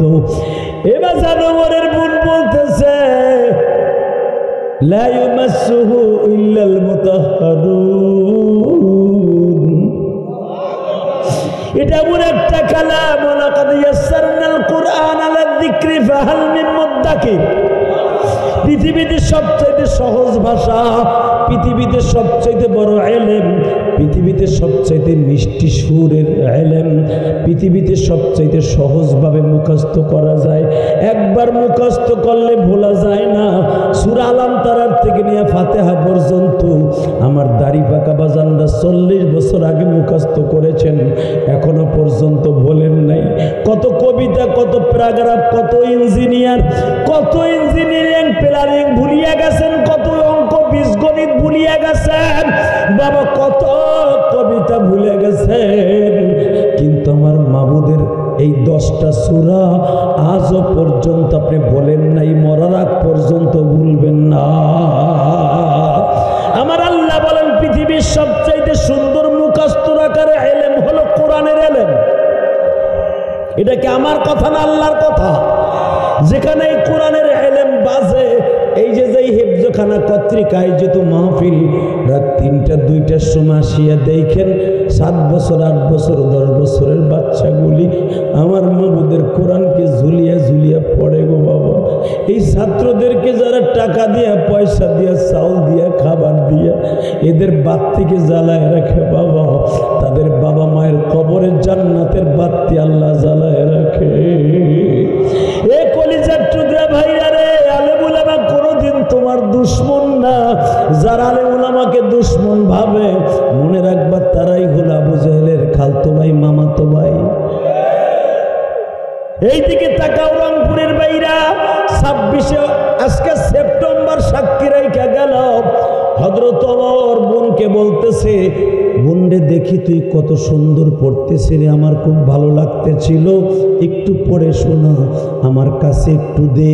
বোন বলে ফেললেন, ওযু ছাড়া, পবিত্রতা ছাড়া ধরা যায় না। ঠিক আছে আমি ধরবো না, তুই তিলাওয়াত কর। ফাতেমার জবানের মধ্যে আল্লাহ এত মধু দিয়ে দিলেন, যখন এই আয়াতটা 5টা তিলাওয়াত করছে, ওমর আর সহ্য করতে পারেনি। বুড্ডারে মুখের মধ্যে নিয়ে আদর করে আর বলে, বুড্ডা মুহাম্মাদের কোরআন না শুনলে ঘুম আসে না। আবু জাহেল নিজে বলে, আসলে কোরআনের মধ্যে যে কত মজা, এটা যে ঘুমের ঔষধ, এটা আমি জানতাম না। ঠিক আছে আমি তোরে মারছি, তুই আমারে মাফ করে দিস। এবার ওমরের বিবি, ওমরের বোন একটা সুন্দর সুযোগ পাইছে। ভাই কপালে চুমা দিয়া বলে, ভাই রে আমারে মেরে ফেলো, তবু আমার নবীরে তুমি কিছু বইল না। ওমর চট করে বেরেন গুলায় ফেললেন, তোর কাছে থাকলে আমার জিদ পুরা হবে না, মুহাম্মাদের কল্লা উড়াইতে পারবো না, মানুষ আমার প্রবঞ্চনার পাত্র বানাবে, আমি তোর বাড়িতে আর থাকবো না। বাবা চলে গেল, সকাল হয়ে গেল। আপনারা জানেন সকালবেলা যখন তরবারি ঘুরাইতেছে, গতকালকে রাত্রেও খায় নাই, সকালেও খায় নাই, নাস্তা করে নাই, শরীর এমনি দুর্বল। কাবাঘরের সামনে দাঁড়ায়া হযরত ওমর কাবার মালিকের কাছে বলে, আমার জীবনের ভালো একটা কাজ করতে যাইতেছি, তোমার দুশ্মন কাবাঘরের দুশ্মনরে মারতে যাইতেছি। বলেন নাউজুবিল্লাহ। ওমরের নজরে তো ঠিকই আছে বাবা, ওমরের কাছে তো নবীর দুশ্মন। হযরত ওমর কাবাঘরের সামনে দোয়া করে যখন তরবারি নিয়ে সাফা মারোয়া পাহাড়ের মাঝখান দিয়ে রওনা দিছে, এ রংপুরের যুবক আবু সাইদের বাবা যদি আজকে থাকতো বুঝাইয়া দিতে পারতাম।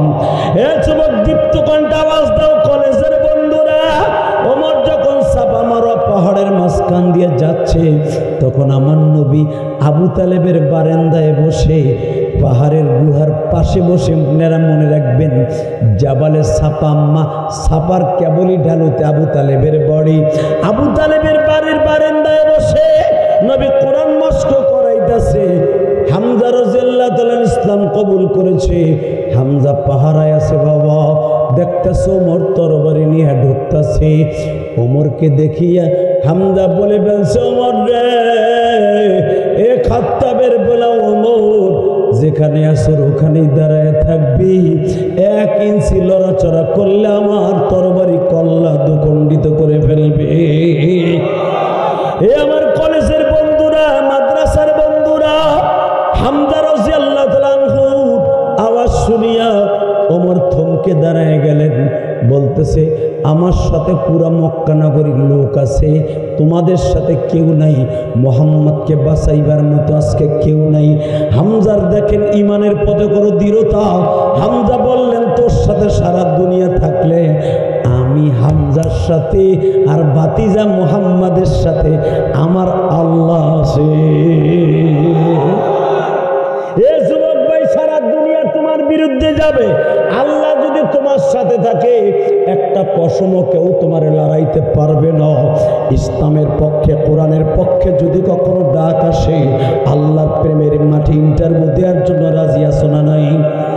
রাজি আছো না নাই? কে কে রাজি আছো? আল্লাহকে দুহাত তুলে দেখায় দাও। কি তা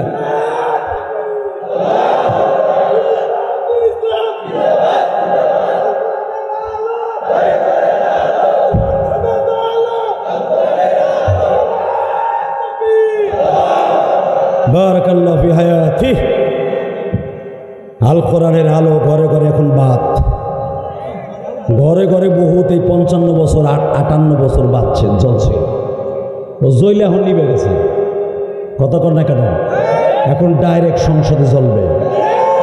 5ই আগস্টের পরে আমার ছাত্র ভাইরা আমি যখন দেখলাম ফেসবুকে এরা যাইয়া সংসদের চেয়ার দখল করছে, তখন মনে মনে ভাবছি আমার এই ছাত্র ভাইরে একদিন সংসদের অধিবেশন করবে ইনশাল্লাহ। বলেন লিল্লাহে তাকবীর, লিল্লাহে তাকবীর।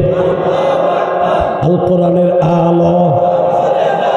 এরপর চাচাকে করে করে যাবে পুরানা কিসা বাদ দাও, সংসদে জল লিল্লাহে তাকবীর। কোনো বাধা চলবে না, সব ইসলামী দল এক হয়ে যায় ইনশাল্লাহ। বলেন হ্যাঁ। এদিকে দেখেন, এই জমিনের মালিককে আল্লাহর একটা ডাক দেন তো। আল্লাহ দেখেন না, খোলা আকাশের নিচার পরে ডাক দিছে। এদের ডাক যদি পছন্দ হয় তাহলে একবার আমাদের বাংলাদেশের সংসদে উলামা ইকরামদেরকে লয়ে যান। ইসলামী হুকুমাতের জন্য দেখি না হুজুরা কি করে।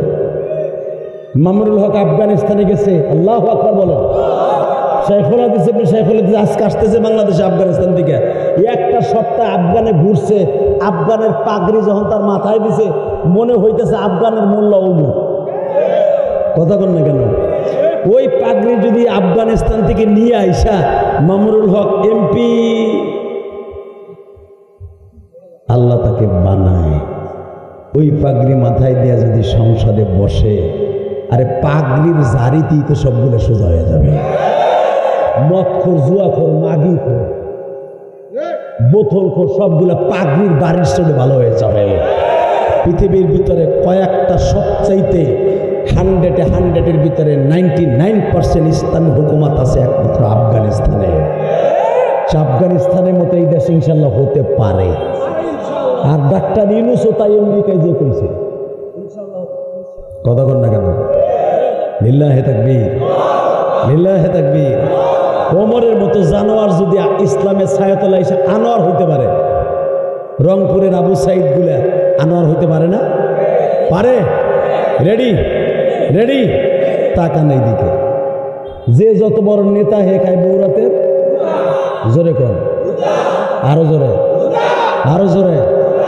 সে খায় বিশেষ হয়। এই দেখেন কেমনে গুতে খায়। হামদা যখন বললেন যেখানে আসর ওইখানে থাকে, উস্কুত সুকুতাম মাফি অত্তিম্মা, চুপ থাকো এনে খারা, এক কদম লড়বি না। সারা মক্কা আমার সাথে আছে, তুই জানোস? হামদা বললেন সারা দুনিয়া তোর সাথে, আর রব আমার সাথে। লিল্লাহে তাকবীর। এই কথা বলার সাথে ওমর কাইপে গেছে গা। একটু পরে নবী হাত বাড়ায় বলে, চাচা বাধা দিয়ে নাইতে কর, বাতিজা ওর তরবারি খাবে ঢুকাইতে কম, বলে কিন্তু আমি ওরা যাইতে দিব না। নবী বলে তরবারি আরো 5 খান নিয়ে আইতে কর, আমি আর রাজি করব না। আরো 5 খান নিয়ে আইতে কর।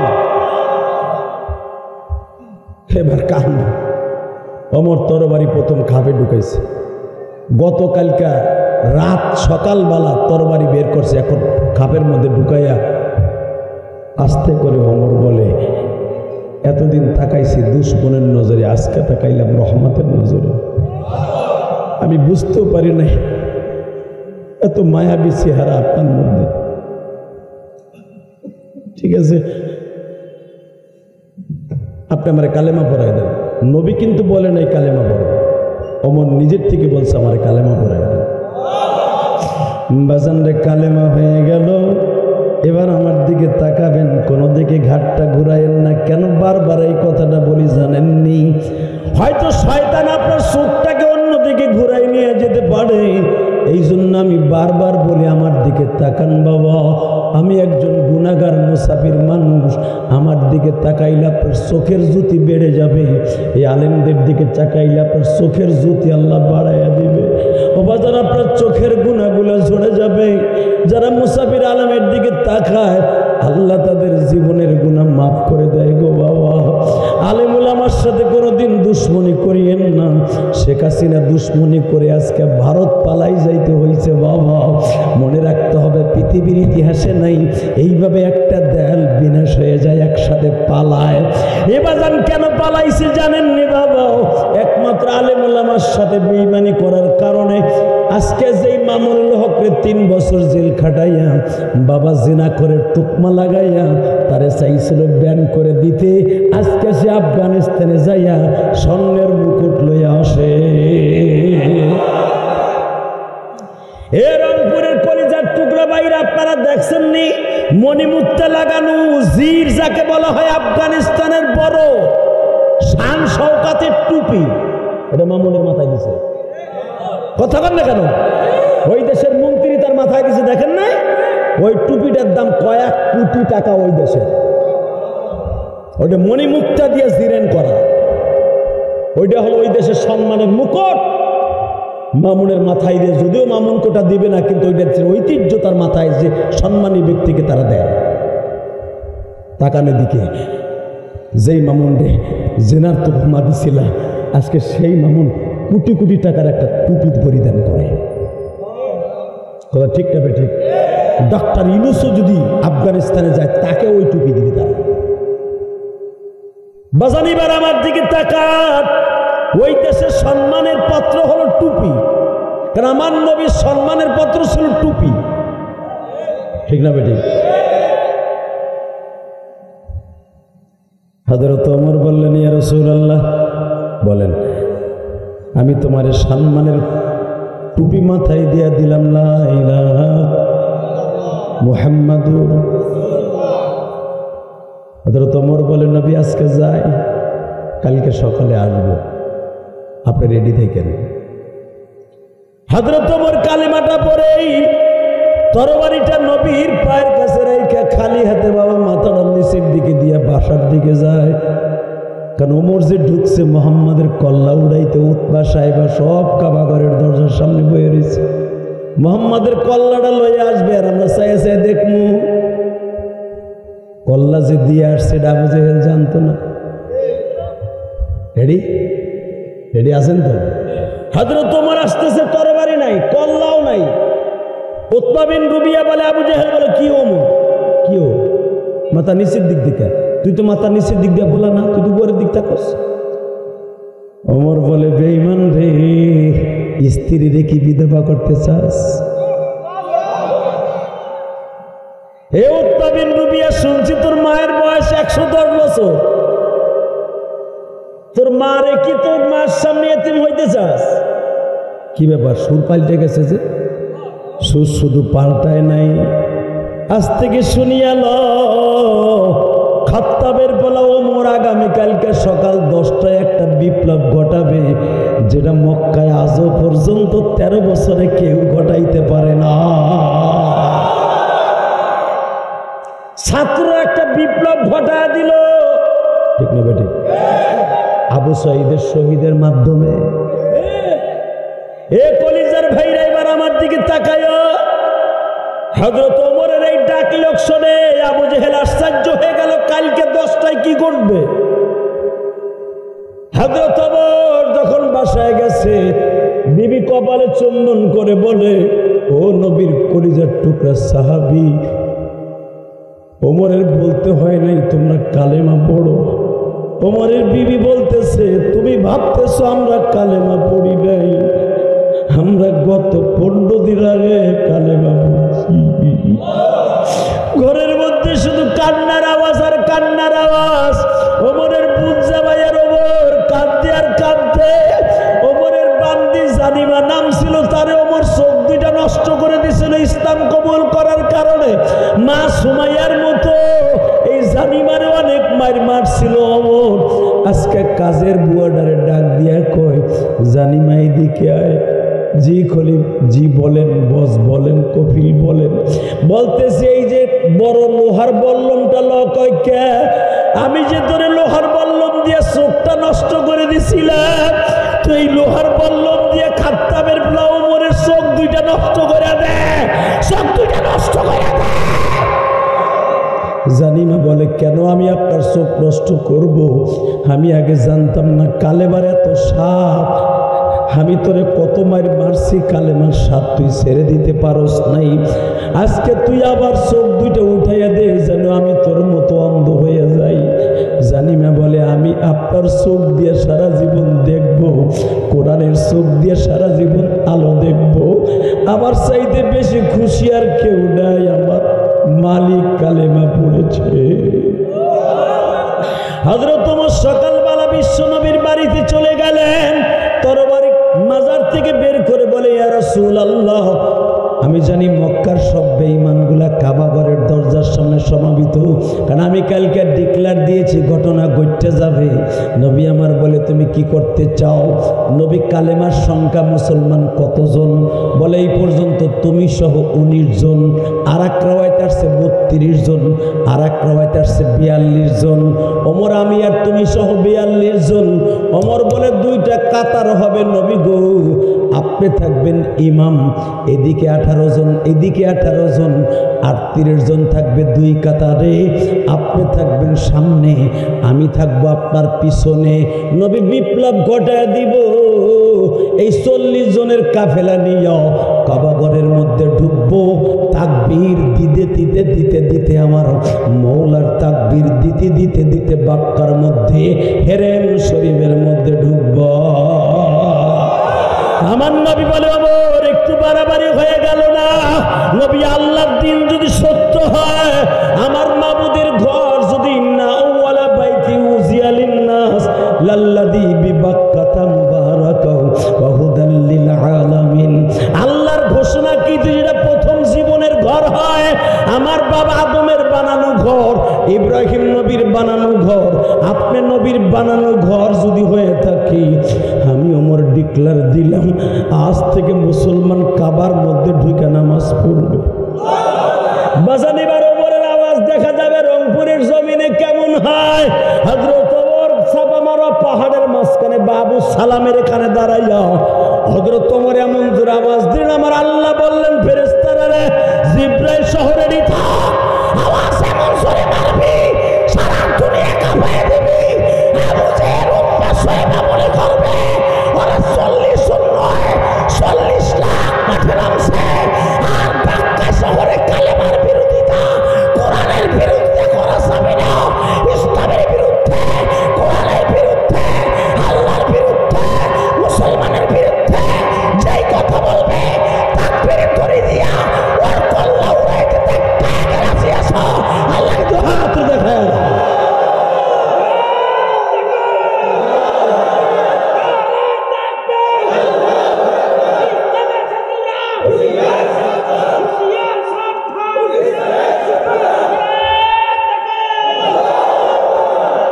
আল্লাহ আওয়াজকে কবুল করেন, ওমরের মতো কবুল করেন। ইসলামের বিরুদ্ধে যারা দাঁড়াবে তাদের বিরুদ্ধে বজ্র মুষ্টি ধারণ করে দাঁড়াবার তৌফিক আমাদের দান করেন। লিল্লাহে তাকবীর। এখনোই আল্লাহ আছেন নাই? এদিকে তাকান, এখন কোনো দিকে ঘাটটা ঘুরাবেন না, মাত্র 2 মিনিট তাকায় থাকেন। ওমর যখন তাকবীর দিছে, ফেরেশতা যখন কণ্ঠ মিলাইছে, জীবনের প্রথম তাকবীর দাতা, তাকবীরের সভাপতি, তাকবীরের সভাপতি দুনিয়ার দিক দিয়ে। আসলে তো রব্বাকা ফাকাব্বির, তাকবীরের সভাপতি তো আল্লাহ। দুনিয়ার তাকবীরের সভাপতি হযরত ওমর তাকবীর যখন দিছে, পুরা মক্কা নগরে ফেরেশতার আওয়াজে, কারণ পাহাড়ের মধ্যে ফেরেশতা আছে, সমুদ্রের মধ্যে ফেরেশতা আছে, আপনাদের জমিনও ফেরেশতা আছে না নাই? প্রত্যেকটা জায়গায় ফেরেশতা আছে, আজকে এই ওয়াজের মাঠেও আছে। আপনারা যে তাকবীরের ধ্বনি দিচ্ছেন, ফেরেশতারা কণ্ঠ মিলেছে। ফেরেশতাদের তাকবীরের আওয়াজে পুরা মক্কা কাইফা উঠছে। বেঈমানগুলো তামাশা দেখার লেগে কাবা ঘরের দরজার কাছে দাঁড়াইছিল, ডরে দিছে দৌড়। নেপালে কয়েকদিন আগে দেখেন নাই হ্যাঁ, অর্থমন্ত্রী করছে কি ল্যান্ড ডাকইরা ওর 2 আসার উপরে তালেরাটি করছে, হুদা যাইন গা বড়া উপরেরটা ধরে আবার ব্যাঙের মতো আসার মারছে, ও আবার পইরে ব্যাঙের মতো চাইরাত পচার দিক দিয়া খাল পাড়ার পইরে এরপরও ছাড়ে নাই, এরপরে পানির মধ্যে যাইতে ধরছে, এরপরও ছাড়ে নাই, ঠ্যাং ধরে কুত্তা বিলাই যাবে টাইনা উঠায় আদামরা বানাইয়া রাস্তার উপর নামাইয়া ফেলাইয়া এরপর আবার পারাইছে। ক্ষমতা দেয় কে? নেয় কে? আসতে বললে কি দুর্মূল্য হইয়া মরবা। ক্ষমতা কে দেয়? নেয় কে? আবার কে দেয়? এবার আমার দিকে তাকাবা, আমার মন কেন যেন বলে সব দাড়ি টুকুওয়ালা যদি এক হয়ে যায়, এটা হবে ইসলামের বাংলাদেশ, এটা হবে ছাত্রদের বাংলাদেশ, এটা হবে কোরআনের বাংলাদেশ, এটা হবে তাবলীগওয়ালাদের বাংলাদেশ, এটা হবে ইসলামী আন্দোলনের বাংলাদেশ, এটা হবে ছাত্র শিবিরের বাংলাদেশ। শুধু আমি একটা দীপ্তকণ্ঠ আওয়াজ শুনতে চাই, জমিনের মালিক যদি আল্লাহ হয়, ওমরের মতো জানোয়ারকে যদি আনোয়ার বানায় দিতে পারে, আমার মালিক এই রংপুরের জমিন সহ তথাকথিত সারা বাংলাদেশকে আনোয়ার বানায় দিতে পারে। পারে কি পারে না? এই আশা প্রত্যাশা বুকে আছে তো? যদি আশা প্রত্যাশা থাকে 3টা কাজ করতে হবে। কয়টা? জোরে কর।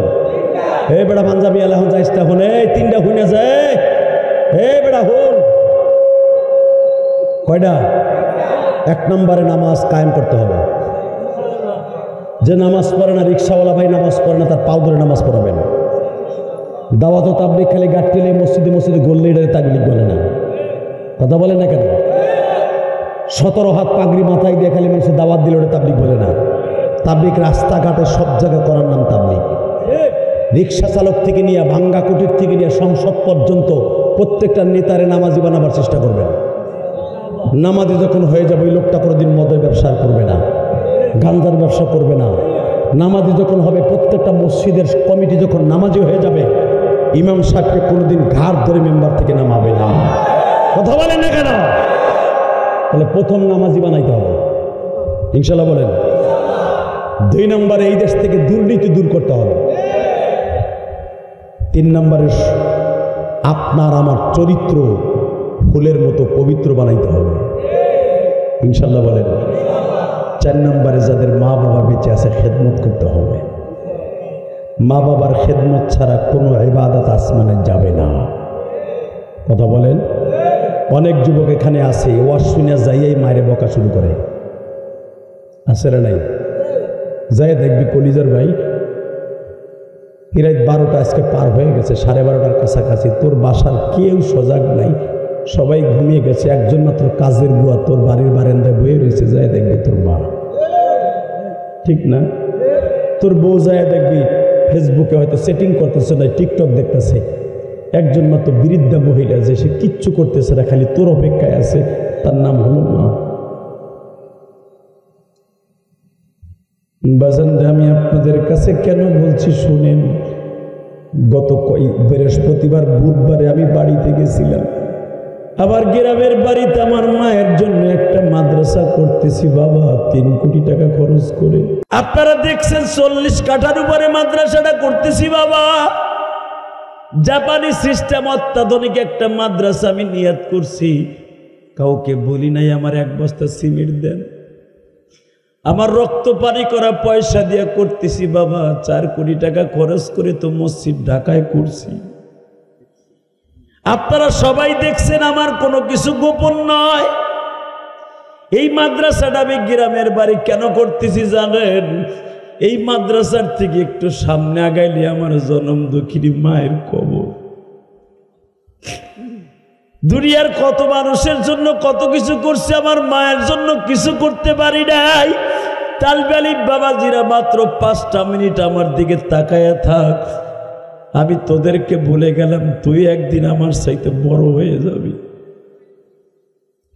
আমি গুণাগার মাদ্রাসাটা আবার গ্রামের বাড়িতে করতেছি, অনেক সুন্দর।